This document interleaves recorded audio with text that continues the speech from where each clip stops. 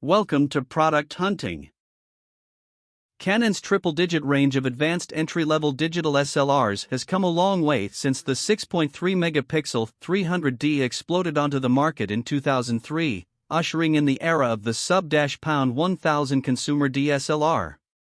Since then, every new model introduced to the range has seen an increase in overall resolution, along with ever more advanced processing engines. In many ways, the 600D is the first model in the series to buck this trend. While the latest model does undoubtedly add to the strengths of its predecessor with a number of hardware upgrades, new features and design tweaks, the core specification remains largely unchanged from that of the 550D it supersedes, but not altogether replaces. Indeed, Canon has already confirmed that the 550D will remain in the lineup for the time being, essentially offering consumers the option of a stripped-down 600D for less money. Looking more closely at those aforementioned specs, the 600D is built around an 18-megapixel, APS-C-sized CMOS sensor and the same Canon Digic 4 processor as the 550D.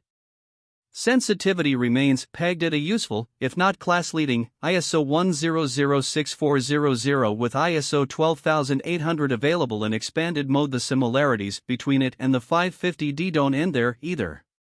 The 600D's 9-point autofocus module and 63-zone metering system also remain unchanged from the 550D, as does the maximum continuous shooting rate of 3.7 frames per second.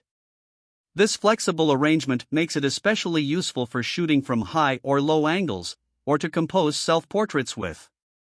And of course, you can choose to fold the screen back and towards the camera body for extra protection when it's not in use, while the 600D's standard aspect ratio when through the viewfinder remains at 3:2, using the camera in live view mode now offers a choice of alternative aspects, 4:3, 16:9 and 1:1, that can be used when recording either still images or movies.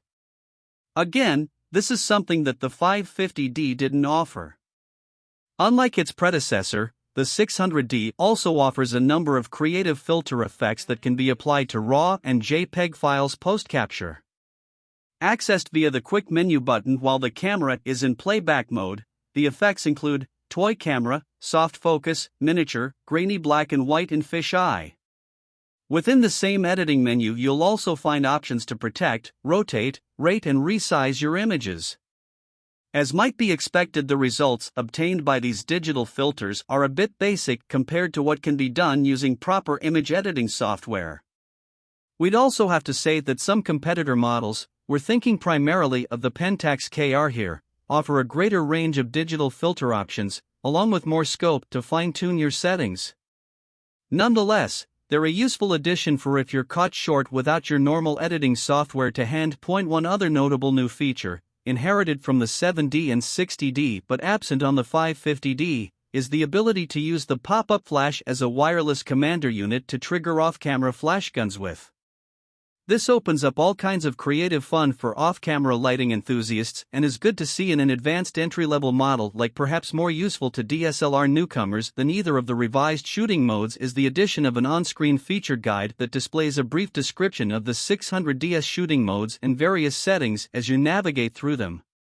Sadly, this doesn't extend into the menu options, so while you'll get a brief description of how shutter priority can be used to freeze or blur moving subjects, you won't get any info on what live view shoot in the main menu refers to. For that, you'll have to go down the old-fashioned route and look it up in the supplied manual. The 600D retains the same individual picture style settings found on the 550D, namely, auto, standard, portrait, landscape, neutral, faithful, monochrome, along with 3 user-defined settings. These control the level of sharpness, contrast, saturation and color tone parameters applied to each image and store them, so that you can quickly switch between a rich, vivid look for landscape photographs to more muted settings when, say, shooting someone's portrait. Button layout has also seen something of a rejig, thanks to the space-hogging articulated monitor.